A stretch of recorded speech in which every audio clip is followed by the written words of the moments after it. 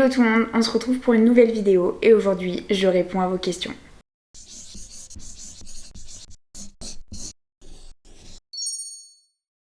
Il y a quelques semaines, je vous avais demandé de me poser des questions via Instagram et pour que je puisse vous répondre en vidéo plus amplement. Et du coup, c'est aujourd'hui. Allez, on commence. Première question, tu prends des clientes combien de fois par semaine? Maintenant, mon temps est un petit peu divisé par plein de choses. Avant, je n'avais vraiment que des clientes et maintenant, en fait, avec les formations, YouTube, mon temps privé et les clientes, on va dire que je reçois un peu moins d'une dizaine de clientes par semaine maintenant. Parce qu'il faut que je me consacre à des jours de formation, il faut que je me consacre à des journées aussi de tournage et de réflexion en tout cas pour les vidéos et pour les nouveaux projets. Donc voilà. On passe à la suivante. Quand tu augmentes tes prix, tu préviens comment tes clientes? Très simplement en leur envoyant un message. Des fois on se dit que c'est un petit peu délicat d'envoyer un message, on a un peu peur, mais réellement c'est ce qu'il y a de plus respectueux. Vous créez une sorte de relation avec votre cliente. En général vous les recevez toute l'année à raison de 3 à 4 semaines, enfin à raison de toutes les 3-4 semaines. Ça fait quand même mieux d'instaurer ce petit truc de respect, de lui dire bonjour, je me permets de t'écrire pour te prévenir que mes tarifs vont augmenter et de laisser l'opportunité aussi à vos clientes de vous dire oui ou non, c'est-à-dire de mettre dans votre message que elle a la possibilité d'annuler ses rendez-vous ou de continuer avec vous, avec toi. En tout cas, c'est quand même la base et après faites un message plus global sur Instagram pour prévenir vos futures clientes ou en tout cas celles qui attendent que vous ouvriez votre planning. C'est vraiment hyper important de marquer ce respect-là parce que je trouve aussi que les clientes, elles font, c'est pas un effort, mais en tout cas souvent elles vous soutiennent dans vos projets, elles vous soutiennent dans l'augmentation de prix et je trouve que c'est quand même une sacrée marque de respect que de lui dire que à titre personnel, vous la prévenez que vous augmentez vos tarifs. Est-il possible pour DPO de revendre des produits d'une marque type Indigo, The Gel Bottle, etc. Oui, ce n'est pas mon cas donc je ne sais pas exactement la démarche qu'il faut entreprendre pour que ça se fasse, mais il suffit d'envoyer un mail à la marque. Je sais pas si The Gel Bottle le font, s'ils préfèrent pas avoir plutôt des icônes un peu comme genre Lily Croc qui revend directement et qui ne travaille qu'avec The Gel Bottle. Après je pense qu'il suffit de leur envoyer un email, de leur dire que vous êtes intéressé et je pense que si vous avez la clientèle pour, ça peut marcher. Et après il va y avoir une question aussi de statut, j'imagine, si vous êtes en auto-entreprise, ça risque de bloquer. Je sais pas trop comment ça fonctionne parce que du coup, vous faites de la prestation de service et après il y aura aussi de la vente et les deux rentrent pas dans la même catégorie. Enfin, en tout cas, après, je suis pas spécialiste là-dedans, donc je vous laisse vous renseigner. Quelles sont les mauvaises expériences que tu as pu avoir avec des clientes? En vrai, j'en ai eu pas mal. Alors, pas ces derniers temps, parce qu'entre temps, je me suis retrouvée avec la crème de la crème parce que du coup, mes clientes, ça fait longtemps qu'elles me suivent. Au fur et à mesure, les personnes avec qui ça s'est mal passé ont fini par partir d'elles-mêmes. Je pense que ce qui me marquera le plus, c'est celles qui réellement me manquaient de respect.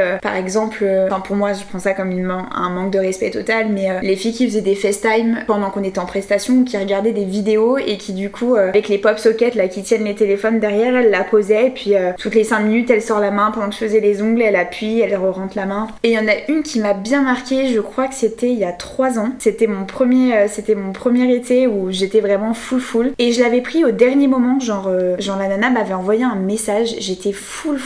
Il me restait une place et ça devait être une pause de midi en fait. Et elle me dit, en plus très honnêtement, elle me dit ma PO est en repos et du coup j'ai besoin d'un remplissage, donc est-ce que c'est possible de me prendre? Moi à l'époque je me suis dit vas-y je prends tout le monde en fait, c'est-à-dire que là j'essayais de faire du chiffre un maximum, j'essayais de me faire connaître, donc je me suis dit vas-y. Et en fait je lui fais les ongles et il se trouve que 1 ou 2 jours après elle avait un petit décollement, elle m'avait envoyé la photo d'ailleurs, et il se trouve qu'elle me dit du coup est-ce que t'as possibilité de me reprendre? Mais là on était sur le dernier jour de travail, je finissais cette journée-là à 22h et en fait elle m'a pris la tête, c'est-à-dire du jeudi soir au vendredi matin, elle n'a fait que m'envoyer des messages en mode si s'il te plaît prends-moi. Je lui dis je suis vraiment désolée, en vrai t'as le droit de me détester pour ce que je vais faire, mais non je peux pas te prendre, je n'ai pas le temps. Et elle était là mais ça va, ça prend 5 minutes, alors que si toi qui me regardes TPO, tu sais qu'une prestation de réparation ça ne dure absolument pas 5 minutes, c'est pas proportionnel au nombre d'ongles qu'on fait, ça prend une demi-heure, 3/4 d'heure. Et j'étais là genre mais non vraiment pas,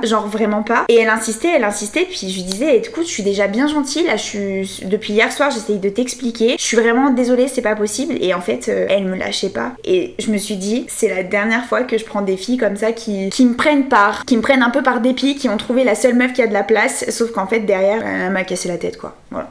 Comment gérer ta vie de maman et ta vie de businesswoman? Je suis admirative. Bah déjà, merci pour ton commentaire. Comment gérer ma vie de maman et de businesswoman? Bah des fois c'est compliqué, on va pas se mentir, ça prend beaucoup de temps, le tout. C'est-à-dire que d'être maman, ça prend du temps. Et mon travail me prend énormément de temps. J'adore les deux. Déjà, c'est ce qu'il faut préciser, c'est que je pense qu'il est déjà beaucoup plus facile de gérer son travail et sa vie personnelle quand on est bien dans les deux. C'est-à-dire qu'on est bien dans notre rôle de maman, mais on est aussi bien dans notre rôle de travail, dans notre travail. Je dirais qu'il faut arriver à se faire un espèce de planning, même si c'est pas écrit, mais un planning dans vos têtes et de se dire, bah, quand ça c'est fini, je prends du temps pour mon enfant. Ça fait pas si longtemps que ça que je m'impose, que j'essaye de poser mon téléphone et de me dire, ok, maintenant je joue avec Paul, ou je vais faire ça avec lui, et c'est pas un temps où j'ai mon téléphone juste à côté. Parce que c'est le problème de l'entrepreneuriat, en fait, c'est qu'on a toujours notre téléphone à côté de nous et on répond à un message, on répond à un message Instagram, on répond à une cliente, on se dit, ah tiens, je vais faire une vidéo, tiens, qu'est-ce que je vais poster demain sur Instagram? Et en fait, on se retrouve très vite dans une espèce de spirale infernale dans laquelle il est très difficile de ressortir parce qu'on est dans un truc où on se dit, ok, faut que je fasse ça, faut que je fasse ça, faut que je fasse ça, faut que je fasse ça, mais on oublie l'essentiel. Et je pense que des fois, bah, il faut se prendre le fameux mur qui nous fait revenir à la réalité et là où on se rend compte que l'essentiel, bah, c'est notre famille. Certes, on vit grâce à notre travail, mais le pilier de notre vie, c'est réellement notre famille. Donc, comment je fais pour gérer? Bah, maintenant, j'essaye de me faire un espèce de planning, de me dire, de me poser des limites, de me poser des temps de travail et des temps avec mon fils. Et c'est aussi pour ça que je travaille moins par semaine. J'essaye de me garder au moins un jour de repos et quand c'est possible, d'avoir des plus longs week-ends et d'avoir un peu plus de temps avec ma famille. Voilà. Coucou Chloé, le timing me stresse, comment font les autres? Tout en 1 heure et c'est top. Alors ça, c'était vraiment hyper important pour moi de répondre à ce genre de questions parce que, mais ça arrive en masse, tout le temps. Et comment il y en a qui font de la manucure russe en 1h30 alors que moi je mets 3h30 et comment expliquer qu'il y en a qui mettent 5h et d'autres qui mettent 1 heure? En vrai, c'est une réponse que je donne hyper souvent sur Instagram mais elle est réelle donc je vais vous la donner encore ici. C'est que chacun fait ce qu'il veut et ce qu'il peut. Si vous faites une manucure en 1 heure, bah tant mieux pour vous. En vrai, je connais des filles qui font des manucures russes en 1 heure. Alors j'ai jamais vu le travail de mes propres yeux, je le vois en photo. Peut-être que c'est pas si bien que ça, mais en tout cas de loin comme ça a l'air très bien. Donc si pour vous c'est important de mettre moins de temps, et ben mettez moins de temps, mais ne vous mettez pas la pression à tout prix pour vous dire il faut que je fasse ça en 1h30. La vérité c'est que si vous avez besoin de 3 heures pour faire les ongles, bah mettez 3 heures. Ça fait 4 ans moi que je fais les ongles, on va dire en tant que professionnelle, c'est mon travail à temps plein. Je mettais avant 2 heures, j'ai augmenté mes temps pour arriver jusqu'à 2h45 et maintenant j'ai rebaissé à 2h15. Et je compte pas baisser à moins que 2h15, à moins que j'en ressente à un moment donné le besoin. Mais du moment où c'est assumé, en fait il faut assumer vos temps, c'est-à-dire que vous mettez 2h45, c'est affiché de partout. Moi je sais que j'utilise une plateforme en ligne de prise de rendez-vous. Il y a un moment donné c'est marqué 2h45 avec le prix et la prise de rendez-vous, et ben c'est 2h45. Et les personnes viennent en connaissance de cause. Ça veut dire que j'ai pas de clientes qui me disent j'ai pas le temps, j'ai un rendez-vous, je viens entre midi et 2. Ça n'existe pas puisqu'en fait moi le midi et 2 n'existe pas réellement en fait. Sachez aussi que vous aurez une clientèle qui va vous ressembler, c'est-à-dire que si vous mettez 1 heure à faire les ongles, vous aurez des personnes qui sont plutôt pressées, avec qui je pense vous développerez un petit peu moins de relationnel, bien que en fait je suis en train de me dire que ça n'a pas réellement de rapport. Mais en tout cas, si ça vous fait plaisir d'y passer 2h45, que votre clientèle elle apprécie parce que vous l'avez prévenu à l'avance et que ça vous va et que vous trouvez votre équilibre là-dedans, c'est ok. En fait, moi j'essaye pas de me comparer aux filles qui mettent 1h30. Je mets 2h15, c'est complètement assumé, c'est compris dans ma journée, c'est compris dans mon prix. C'est aussi un autre service que je propose parce que c'est-à-dire qu'en 2h15, je prends un peu le temps, j'ai un peu le temps de diagnostiquer les ongles de la cliente, de discuter, de prendre le rendez-vous d'après. Je lui mets pas la pression, c'est-à-dire que je lui dis pas allez vas-y pars vite parce que la fille d'après elle arrive. Tout est compris dans mon temps, bien que quand même les 2h15 ce soit réellement mon temps de début de remplissage et à la fin une fois que j'ai fini la photo. Donc enfin bref, en tout cas prenez confiance, arrêtez de vous comparer aux autres et arrêtez de toujours vous mettre la pression. Sincèrement, prenez votre temps. Si les débuts ça dure 4 heures, et bah ça dure 4 heures et puis un jour vous mettrez 2 heures et c'est tant mieux. Réellement, pas de prise de tête. Si tu devais changer une chose que tu as faite lorsque tu as commencé, ce serait quoi? Et là réellement, la première chose qui me vient à l'esprit, c'est de me faire respecter. Aujourd'hui, on a l'impression que j'ai toujours eu la confiance que j'ai eue, que si vous me suivez un peu sur Instagram, vous avez sûrement vu un peu mes coups de gueule ou la manière dont je parle, d'ailleurs assez brute, mais réellement ça n'a pas toujours été le cas. Aujourd'hui, j'ai pris confiance parce que je connais ma valeur, j'ai appris à connaître ma valeur, j'ai aussi pris confiance grâce à des clientes avec qui j'ai beaucoup discuté et qui m'ont fait prendre confiance, mais réellement je pense qu'au début, la vraie problématique c'est de se dire ok, je vais être gentille parce que j'ai besoin. Ouais, mais en fait les filles, enfin en tout cas les clientes, on dirait qu'elles adorent ça, c'est-à-dire C'est-à-dire que la plupart, elles vont se dire waouh, il y a une faille et je vais m'y engouffrer dedans. Donc du moment où vous leur donnez ça, c'est des filles qui vont tout vous prendre. Ouais, je veux bien te prendre à 21h le soir. Ah bah vous êtes sûr que pendant 6 mois, vous allez la faire tous les soirs à 21h tant que vous ne direz pas, bah ça suffit. Je dirais que réellement, en fait, faut savoir poser ses limites tout de suite. Non, je n'accepte pas d'accompagnant. Et en fait, il n'y a pas d'exception. Moi, je me suis retrouvée des fois avec la fille qui vient avec son mec pendant 2h45 et c'était presque malsain parce que j'avais presque l'impression qu'il l'espionnait ou je sais pas quoi. Je me suis retrouvée avec deux sœurs, il y en avait une qui était assise, l'autre elle était sur mon canapé comme ça, à zoner sur Instagram. C'était insupportable. Et en fait, je me dis, si à la base, j'avais été capable de dire tout de suite, je prends pas d'accompagnant, et quand la fille... Ah oui, parce que c'était ça, je disais déjà que je prenais pas d'accompagnant. Mais le truc, c'est que quand je me retrouvais avec la personne derrière ma porte avec l'accompagnant en question, c'était extrêmement compliqué de lui dire non, je suis désolée, ça va pas être possible. Et en fait, bah c'est si, en fait c'est non, c'est la condition, c'est non. Parce qu'en plus, la précision du gars en question, c'est que le gars de ma cliente, en fait, il est parti répondre au téléphone dans mon appartement, sauf qu'en plus, il parlait une autre langue, et du coup, il était au téléphone comme ça, il zonait dans mon salon, il faisait des allers-retours au téléphone comme toi et moi on ferait dans notre maison. Et en fait, c'est le genre de truc où je me suis dit ok, c'est la dernière fois. Donc réellement, si moi j'ai vraiment un conseil par rapport à mon expérience, c'est de vous faire respecter tout de suite, d'imposer des limites et de les garder. Vous dites non, et bah c'est non jusqu'au bout. Et comme ça vous évitera bah les abus en fait. Comment tu as fait pour te faire connaître et gagner des followers? Alors déjà, il faut savoir que ça fait 4 ans que je suis sur Instagram. C'était beaucoup plus simple avant de gagner des followers que maintenant. Parce que l'algorithme a changé, parce qu'il y a de plus en plus de monde. Donc qui dit plus de monde, bah du coup on se voit un peu moins, on est un peu plus au milieu de la masse. Moi, ce qui m'avait beaucoup aidé au début et qui peut encore m'aider aujourd'hui, c'est la sponsorisation via Instagram. C'est-à-dire que vous payez pour avoir une publication qui est sponsorisée et du coup qu'on voit en story ou dans le feed. Ça fait gagner pas mal de personnes parce que du coup vous vous retrouvez affiché sur le feed de quelqu'un qui à la base ne vous suit pas ou ne vous connaît pas. Donc ça peut être intéressant. Après, c'est qu'il faut poster un maximum. Il faut beaucoup poster de réels aussi. Maintenant, il n'y a pas d'autre solution. C'est de poster des vidéos, poster des stories et tout ça se fasse hyper régulièrement, c'est-à-dire faut pas poster une fois par semaine de temps en temps quand vous y pensez. C'est s'imposer une petite routine, genre allez, tous les 2 jours je poste, ou tous les jours si vous avez le contenu suffisant, bah allez-y. Mais en tout cas, il faut être hyper régulier et du contenu de qualité aussi, parce qu'il suffit pas de juste poster une photo et ok c'est cool. Non, en fait il faut avoir une jolie photo qui vous ressemble, avoir une harmonie dans votre feed Instagram par exemple, prendre toujours à peu près la même photo, avec la même lumière, avec le même fond, essayer d'avoir une espèce d'identité pour que les personnes elles aient envie de s'abonner à vous, parce que réellement moi personnellement je m'abonne quand je regarde un peu le feed, je me dis ah ouais c'est cool, j'aime tout ce qu'elle poste, ok. Par contre il y a des trucs c'est un peu douteux et véritablement il y a une photo je l'ai likée mais par contre je m'abonne pas. Donc si je peux vous donner un conseil, c'est d'être hyper régulière, de prendre des jolies photos, de faire un vrai contenu, de le réfléchir et d'être vous-même, d'être authentique. Ça c'est super important. Aussi entre temps, aujourd'hui je suis à 4500 abonnés, mais entre temps il y a 1 an et demi j'ai perdu mon ancien compte, j'ai été bloquée par Instagram et entre temps j'ai complètement perdu le compte. Donc en fait je me suis retrouvée avec une énorme pause, et c'est-à-dire que j'ai dû tout reprendre du départ. Donc quasiment 2 ans après avoir tout construit et j'étais à 3600 abonnés si je dis pas de bêtises, bah je me suis retrouvée à 0. Donc du coup bah j'ai dû tout reconstruire et c'est que maintenant que j'arrive à 4500. Mais je suis contente parce que au final j'ai appris de ce blocage de compte. Au final j'ai créé un autre univers, une autre identité, et réellement maintenant j'ai l'impression que vraiment ce compte m'appartient, les photos elles sont reconnaissables et voilà. Mais du coup pour vous dire entre temps que j'ai perdu mon compte et que forcément j'ai perdu du monde et ça m'a un peu freinée dans mon évolution finalement.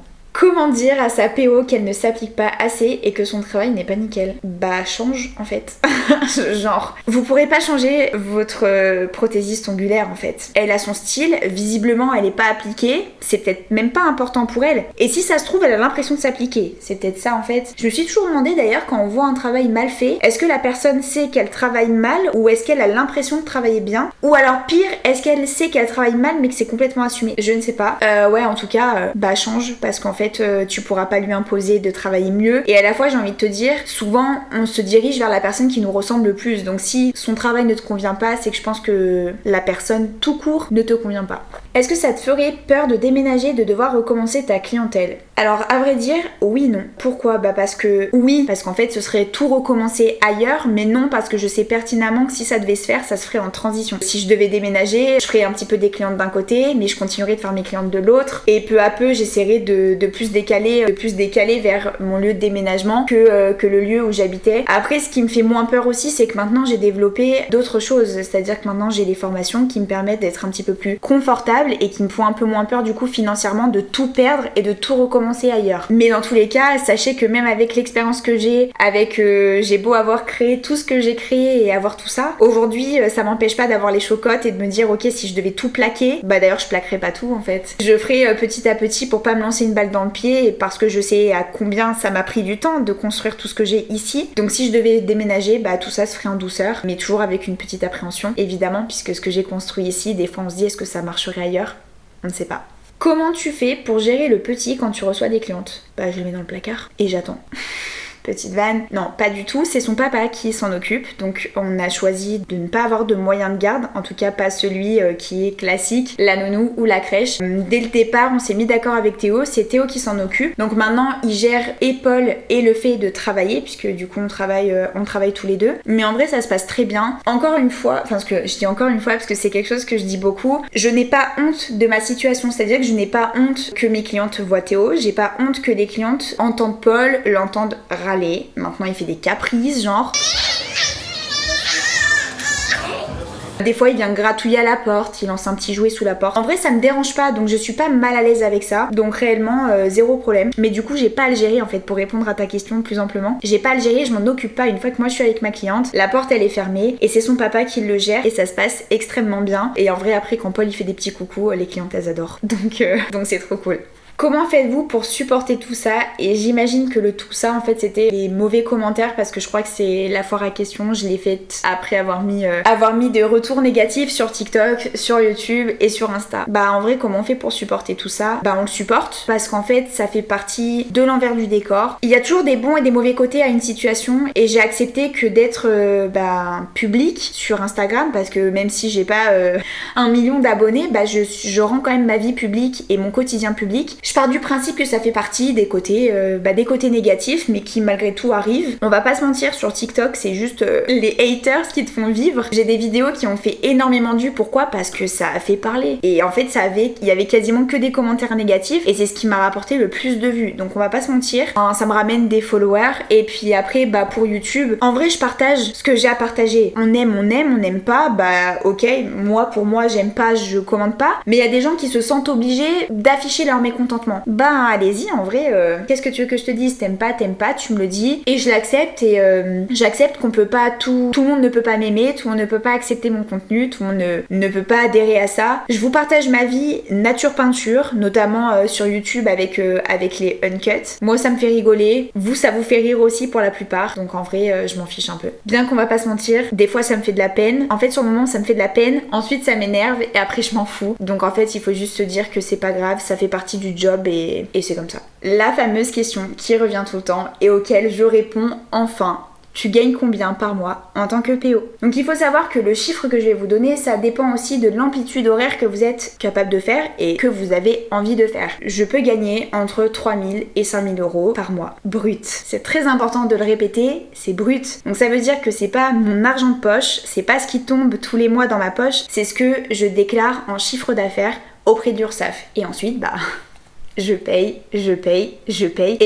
Dans ce prix-là aussi, il faudra enlever le matériel que j'ai acheté, les charges. Enfin bref, j'ai même pas à me justifier réellement sur ça, c'est même pas la question. Réellement, en fait, ça dépend de combien vous avez besoin et les horaires que vous êtes prêts à faire. Avant, j'étais prête à tout pour gagner absolument 5000 euros, mais du coup, j'avais pas de vie en fait, parce que je travaillais quasiment... ça m'arrivait de travailler 13-14 heures par jour. Mais réellement, en fait, je commence à 8 heures, je finis à 22 heures. J'ai pas eu de pause à midi, j'ai pas eu de pause tout court, j'ai pas vu mon fils, j'ai pas vu mon mari, moi je suis exténuée et en fait très honnêtement il y a eu des moments où j'ai fini par accepter que l'argent c'était pas une fin en soi. Et je pense qu'il faut avoir voulu toucher entre guillemets le haut pour se dire que qu'est-ce que j'ai vraiment envie d'avoir dans ma vie et voilà. Mais du coup entre 3000 et 5000 euros, si vous travaillez bien, si vous avez une clientèle qui est régulière, si votre planning est complet et que vous avez envie de travailler beaucoup, bah c'est possible. Et puis on va pas se mentir, ça dépend aussi des prix que vous faites. Aussi je vous ai pas précisé avant de vous répondre à cette question, mais là on parle en tant que PO pur, c'est-à-dire que j'englobe pas le fait que je fasse des formations, que j'ai YouTube et tout ça. Je vous ai donné cette fourchette de tarifs par rapport à la réception pure de clientes. Et voilà, cette foire aux questions s'achève. J'espère que j'ai répondu suffisamment à vos questions, que vous y voyez un petit peu plus clair et que c'était intéressant pour vous. N'hésitez pas à liker, à commenter la vidéo et à vous abonner si ce n'est pas déjà fait. Et on se retrouve bientôt pour une nouvelle vidéo.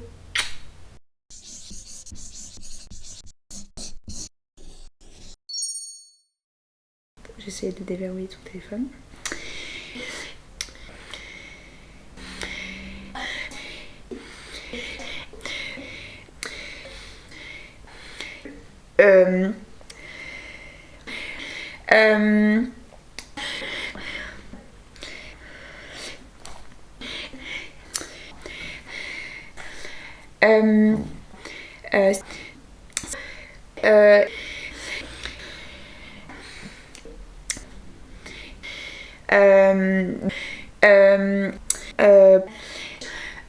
Je dis quoi du coup? Tu gagnes combien?